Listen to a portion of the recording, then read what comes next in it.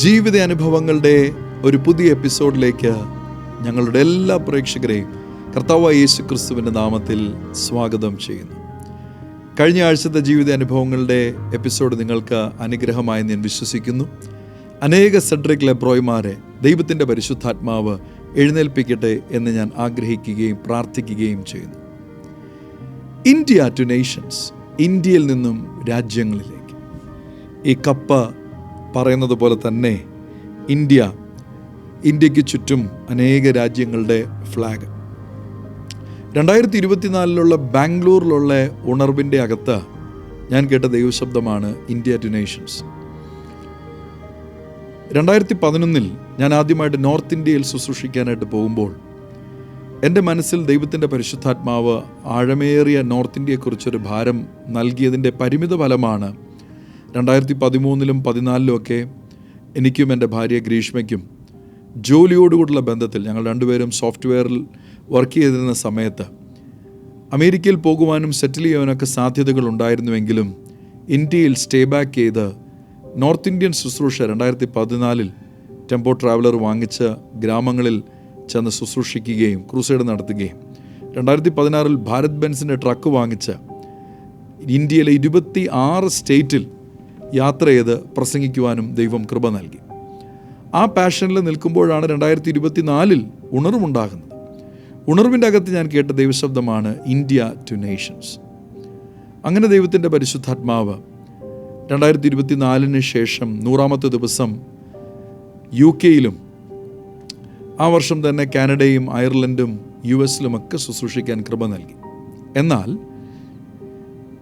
ഈ 2026 മെൽബണിൽ ദൈവത്തിൻ്റെ കൃപയാൽ പൊട്ടിപ്പുറപ്പെട്ട ഉണർവിൻ്റെ അകത്താണ് യഥാർത്ഥത്തിൽ ഇന്ത്യ ടു നേഷൻസ് റിവൈവൽ സ്പ്രെഡായത്. ഈ കപ്പ് 2024 പ്രിൻ്റ് ചെയ്തതാണ്. അന്നിവിടെ ബാംഗ്ലൂരിൽ ഉണർവുണ്ടായപ്പോൾ ബാംഗ്ലൂരിലെ ഉണർവ് ചെന്നെത്തിയ രാജ്യങ്ങളെയാണ് ഇതിൻ്റെ അകത്ത് റെപ്രസെൻ്റ് ചെയ്തിരിക്കുന്നത്. ഫിസിക്കലി ചില രാജ്യങ്ങളിൽ നിന്നും ആളുകൾ വന്നു.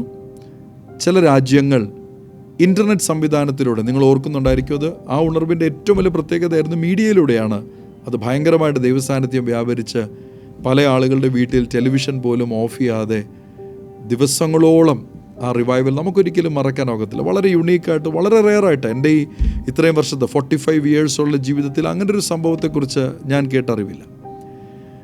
എന്നാൽ ഈ ഫ്ലാഗ് എല്ലാം ഇവിടെ റിവൈവലിൻ്റെ സമയത്ത് തൂക്കുകയും ചെയ്തു. ഇവിടെ ഫിസിക്കലി വന്ന എല്ലാ രാജ്യത്തിൻ്റെ ഫ്ലാഗും നമ്മളിവിടെ ഹാങ് ചെയ്തു.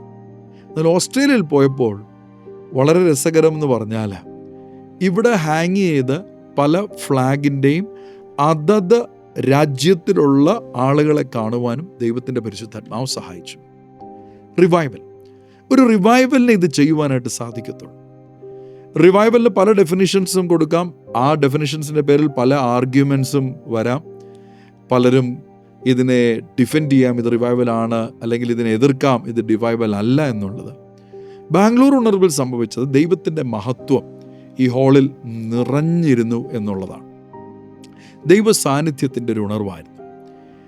അപ്പോസ്തല പ്രവൃത്തികൾ 2-ാമത്തെ അധ്യായത്തിൽ അപ്പർ റൂമിൽ ഒരു ഉണർവുണ്ടായ ദിവസം തന്നെ, എൻ്റെ ഓർമ്മ ശരിയാണെങ്കിൽ 17 രാജ്യങ്ങളുടെ പേരുകൾ അവിടെ എഴുതിയിട്ടുണ്ട്. 17 നേഷൻസ്.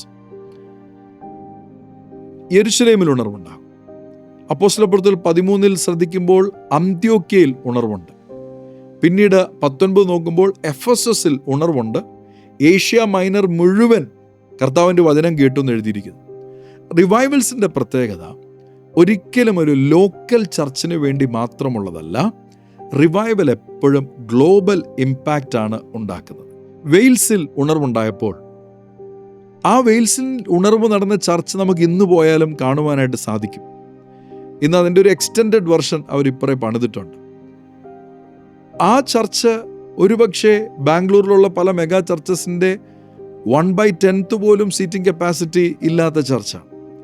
എന്നാൽ നമ്മൾ ഇന്നും 1904 സംഭവിച്ചത്. 122 ഇയേഴ്സിന് ശേഷവും വെയിൽസ് റിവൈവലിനെ കുറിച്ച് നമ്മൾ സംസാരിക്കുന്നു. Because it had a global impact. 1906 Azusa സ്ട്രീറ്റിൽ ഒരു ചെറിയ വീട്ടിലാണ് റിവൈവൽ പൊട്ടിപ്പുറപ്പെട്ടത്. അത് ഒരു ചർച്ചിൻ്റെ അകത്തല്ലായിരുന്നു. പിന്നീട് അതൊരു അപ്പോസ്റ്റോളിക് സെൻറ്ററായിട്ട് മാറി. ഏകദേശം 2000 പേര് മാക്സിമം ഇരിക്കുന്ന സിസ്റ്റമായിട്ട് മാറി. എന്നാലും ആ റിവൈവൽ സ്പ്രെഡ് ചെയ്തത് കാരണമാണ് ഇന്നുള്ള Pentecostal movement, assemblies of God ഏറ്റവും വലിയ ചർച്ചായി ലോകത്തിൽ മാറിയത്. ബാംഗ്ലൂരിലെ ഉണർവും പലരും വീക്ഷിച്ചത്, ഉണർവെന്ന് പറഞ്ഞാൽ ആ ചർച്ചിൻ്റെ ഗ്രോത്താണ്, ഉണർവെന്ന് പറഞ്ഞാൽ കുറേ സ്നാനമാണ്, ഉണർവെന്ന് പറഞ്ഞാൽ രക്ഷിക്കപ്പെടുന്നുണ്ടോ എന്നൊക്കെയുള്ള മെഷർമെൻറ്റ്സ് വച്ച് മെഷർ ചെയ്യുമ്പോൾ വേദപുസ്തകത്തിൻ്റെ അടിസ്ഥാനത്തിലും ഇതിനു മുൻപേ നടന്ന ഉണർവുകളുടെ എല്ലാ അടിസ്ഥാനത്തിലും ഗ്ലോബൽ ഇമ്പാക്റ്റ് ഉണ്ടാകുന്നു എന്നുള്ളതാണ്. അങ്ങനെ കേട്ടൊരു ദൈവശബ്ദമാണ് India to nations. India to നേഷൻസിൻ്റെ ഭാഗമായി ഞങ്ങൾ പല സ്ഥലത്ത് പോയി ശുശ്രൂഷിച്ചു. എങ്കിലും മറ്റൊരു ഉണർവിനെ ദൈവത്തിൻ്റെ പരിശുദ്ധാത്മാവ് സ്റ്റാർട്ട് ചെയ്യുന്നത് കാണുവാൻ കൃപയാൽ സഹായിച്ചത് ഓസ്ട്രേലിയയുടെ ഉണർവിനാണ്. എനിക്കിന്നും മറക്കാനൊക്കാതെ ഒരു കാര്യമാണ് ജനുവരി 18 എൻ്റെ ക്ലിപ്പിംഗ് കാണിക്കാൻ സാധിക്കുമെങ്കിൽ ഞങ്ങളുടെ മീഡിയ ടീം കാണിക്കും.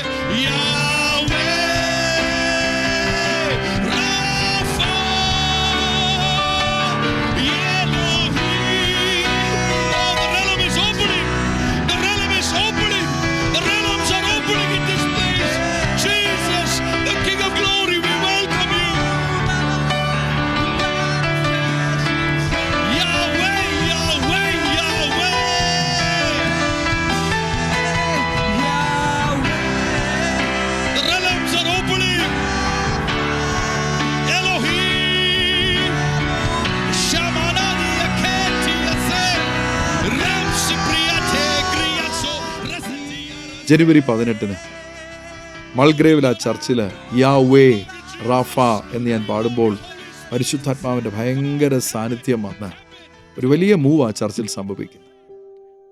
ഇത് റെക്കോർഡ് ചെയ്യുന്നതിൻ്റെ തലേ ദിവസം 150ാമത്തെ ദിവസമായിരുന്നു ആ ഉണർവിൽ. കർത്താവ് എന്നെ അതിൻ്റെ അകത്തൊരു പേഴ്സൺ ആക്കിയത് കൊണ്ട് തന്നെ പാസ്റ്റർ സെഡ്രിക് പറഞ്ഞു, പാസ്റ്റർ അനീഷ് മിനിസ്ട്രി ചെയ്യണം സൂമിലൂടെ. അങ്ങനെ ഞാൻ മിനിസ്ട്രി ചെയ്യാൻ വേണ്ടി ഇന്നലെ സൂമിൽ എൻ്റെ ഓഫീസിൽ നിന്ന് ഞാൻ കണക്ട് ചെയ്തു. 7 മണിക്ക് അവിടെ മീറ്റിംഗ് ആരംഭിച്ചു. നമ്മുടെ 2:30 മീറ്റിംഗ് ആരംഭിച്ച് അല്പസമയം കഴിഞ്ഞപ്പോൾ ആ സാന്നിധ്യം എനിക്ക് എങ്ങനെ അനുഭവിക്കാൻ കഴിയും. ഞാൻ ഓഫീസ് റൂമിലിരുന്ന് ഞാൻ കരയുക, എൻ്റെ ക്യാമറ ഓഫാണ്, ഞാൻ കരയുകയായി. അല്പസമയം കഴിഞ്ഞ് 7:30 ആയപ്പോൾ ഞാൻ എൻ്റെ ക്യാമറ ഓൺ ചെയ്തു. ഞാൻ വീണ്ടും കരയുകയാണ്. എന്നെ ക്യാമറയിൽ കണ്ടതുകൊണ്ടായിരിക്കാം അവർ പറഞ്ഞു, ഇപ്പോൾ പാസ്റ്റർ അനീഷ് ശുശ്രൂഷിക്കും. പക്ഷെ ഞാൻ മുഴുവൻ സമയം കണ്ണടച്ചിരിക്കുകയായിരുന്നു. കണ്ണുനീരിങ്ങനെ വന്നുകൊണ്ടേയിരിക്കുക ദൈവസാന്നിധ്യം കാരണം. ഓസ്ട്രേലിയയിൽ നടക്കുന്ന ഉണർവിൽ ബാംഗ്ലൂരിൽ ഇലക്ട്രോണിക് സിറ്റിയിലുള്ള ചേർച്ചിൻ്റെ ഓഫീസിലിരുന്ന് ദൈവസാന്നിധ്യം അനുഭവിക്കും. അപ്പം ഞാൻ കണ്ണടച്ചിരിക്കുമ്പോൾ കാണുന്ന കാഴ്ച ഇങ്ങനെയായിരുന്നു. ആ സ്റ്റേജിൽ എനിക്കത് എത്രത്തോളം ഇംഗ്ലീഷിൽ അത് പറഞ്ഞ് അവരെ മനസ്സിലാക്കിപ്പിക്കാൻ കഴിഞ്ഞു എന്ന് എനിക്ക് ഓർക്കുന്നില്ല. നമ്മൾ ഇന്ത്യൻ ട്രഡീഷനിൽ വളർന്നിട്ടുള്ളതുകൊണ്ട്, പ്രത്യേകിച്ച് പണ്ട് രക്ഷിക്കപ്പെടുന്നതിന് മുമ്പ് സീരിയലും സിനിമയൊക്കെ കാണുന്നത് കൊണ്ട്, പഴയ രാജാക്കന്മാരിയ്ക്കുമ്പോൾ 2 സൈഡിലും നിന്ന് ആളുകൾ വലിയൊരു ഫാൻ ഇങ്ങനെ തുണി കൊണ്ടുള്ള സാധനം വീശുന്നത് പോലെ ഇങ്ങനെ വീശുകയാണ്. ദൈവത്തിൻ്റെ ദൂതന്മാർ വീശുകയാണ്. ഒരു സിംഹാസനത്തിന് മുന്നേ നിന്ന് വീശുന്നത് പോലെ വീശുകയാണ്. ഞാൻ കാണുകയാണ് ദർശനത്തിൽ. ഇന്ന് ഈ എപ്പിസോഡ് റെക്കോർഡ് ചെയ്യുന്നതിന് മുൻപേ മെൽബണിലെ ഉണർവിന് എന്നെ അവിടെ കൊണ്ടുവന്നെത്തിക്കാൻ കാരണമായി തീർന്ന ബ്രദർ ജേക്കബുമായിട്ട് ഞാൻ സംസാരിക്കുകയാണ്. ഞാൻ ബ്രദർ ജേക്കബിനോട് ചോദിച്ചു, ബ്രദർ ജേക്കബ് 150ാമത്തെ ദിവസമായി, ഇന്നലെ എനിക്ക് ഓൺലൈനിലൂടെ എനിക്ക് അങ്ങനെ ആ സാന്നിധ്യം തോന്നിയതാണോ അതോ നിങ്ങളുമെല്ലാം അവിടെ അനുഭവിക്കുന്നുണ്ടോ? ബ്രദർ ജേക്കബ് ഒരു കാര്യം പറഞ്ഞു, പാസ്റ്റർ ഞാനാണ് ആ വേർഷിപ്പിൻ്റെ അവസാനത്തെ ഭാഗം ലീഡ് ചെയ്ത് ഞാൻ താഴെ സ്റ്റേജിൽ ഇങ്ങനെ ഇരിക്കുമ്പോൾ ഞാൻ എൻ്റെ കൈ കൊണ്ട് അറിയാതെ ഒരു രാജാവിന് ചുറ്റും നിന്ന് 2 കൈയും ആരോ പിടിച്ചിങ്ങനെ ഫാൻ ചെയ്യുന്നത് പോലെ ഫാൻ ചെയ്യുക. എന്നിട്ട് ഞാൻ അറിയാതെ പറയുക, മഹത്വത്തിൻ്റെ രാജാവേ, king of glory, king of glory, king of glory എന്ന് പറയുക. അങ്ങനെ പറഞ്ഞുകൊണ്ടിരിക്കുമ്പോഴാണ് പാസ്റ്റർ സൂമിലൂടെ പറയുന്നത്, ഞാൻ ദൈവത്തിൻ്റെ ദൂതന്മാരെ കാണുന്നു, അവർ ആ സിംഹാസനത്തിന് ചുറ്റും നിന്ന് വലിയ ഫാൻ വീശുന്നത് പോലെ വീശുകയാണ്. അപ്പോൾ 150 ദിവസം കഴിഞ്ഞും മഹത്വത്തിൻ്റെ രാജാവാകുന്ന കർത്താവായ യേശുക്രിസ്തുവിൻ്റെ പ്രസൻസ്, കർത്താവിൻ്റെ സിംഹാസനം, കർത്താവിൻ്റെ സാന്നിധ്യം ദൂതന്മാരുടെ സാന്നിധ്യം ഒരു ഉണർവിൻ്റെ അകത്ത് നിൽക്കുകയാണ്. 150 days ആയി. 180 ദിവസത്തെ ഒരു മീറ്റിംഗ് നമുക്ക് ഇന്ത്യയിൽ നടത്താൻ പറ്റുമോ? ചിലരൊക്കെ പറയും ഇത് ഉണർവാണോ, നമുക്ക് നടത്തി നോക്കിയാലോ.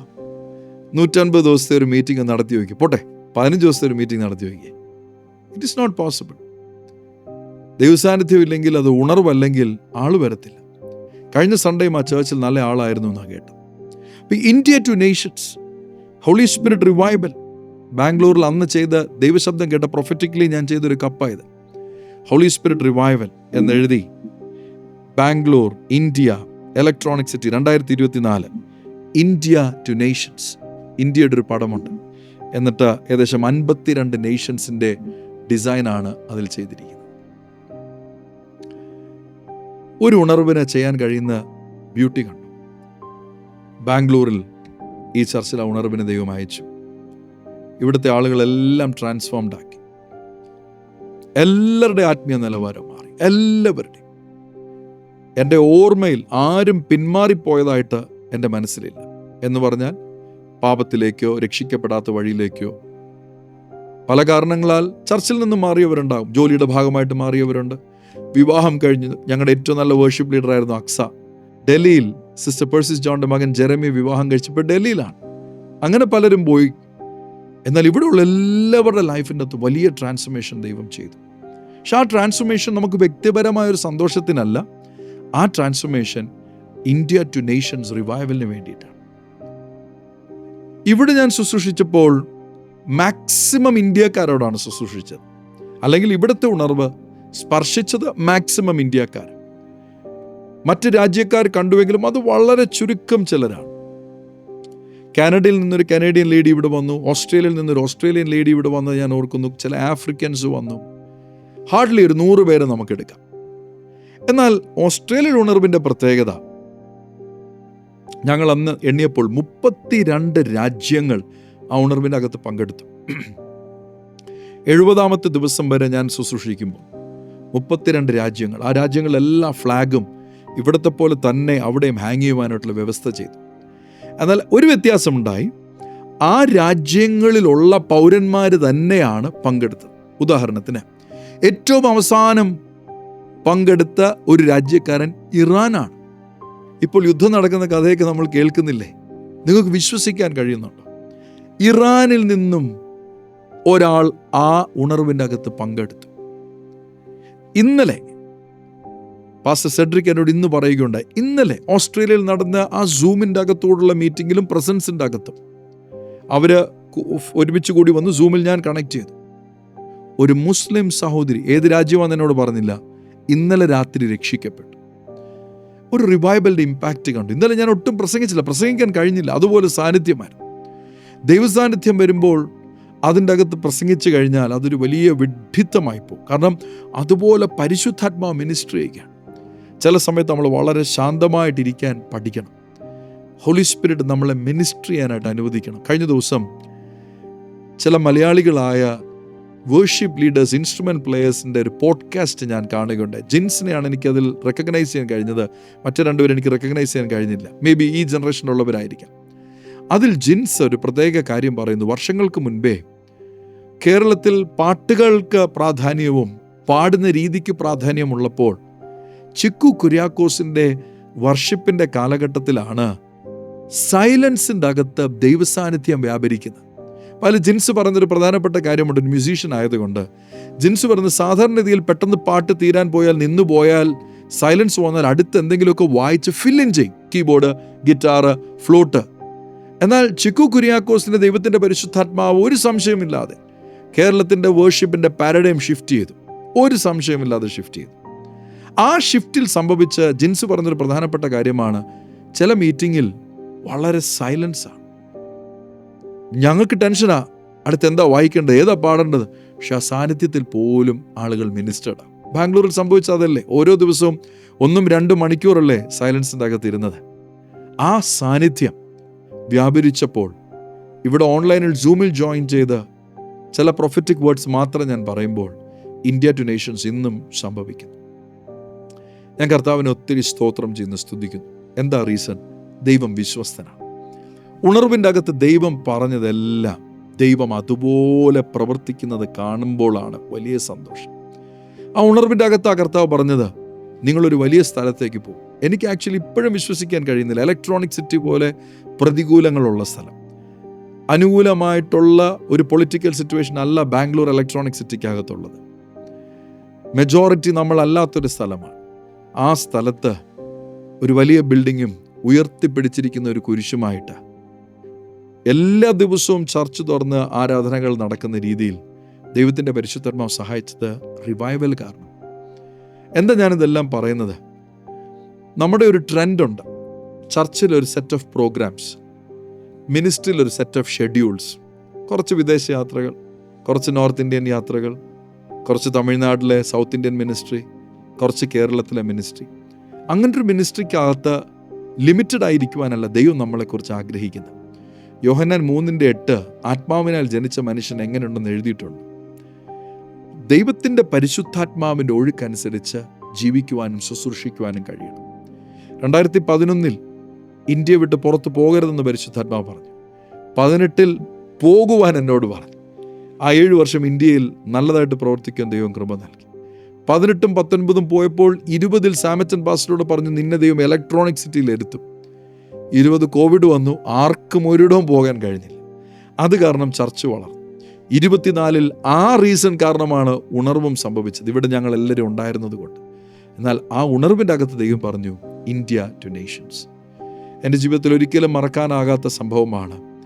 ഓസ്ട്രേലിയക്കകത്ത് ഉണർവിൻ്റെ അകത്ത് മറ്റ് രാജ്യക്കാരെ ശുശ്രൂഷിക്കാൻ ദൈവം കൃപ നൽകി.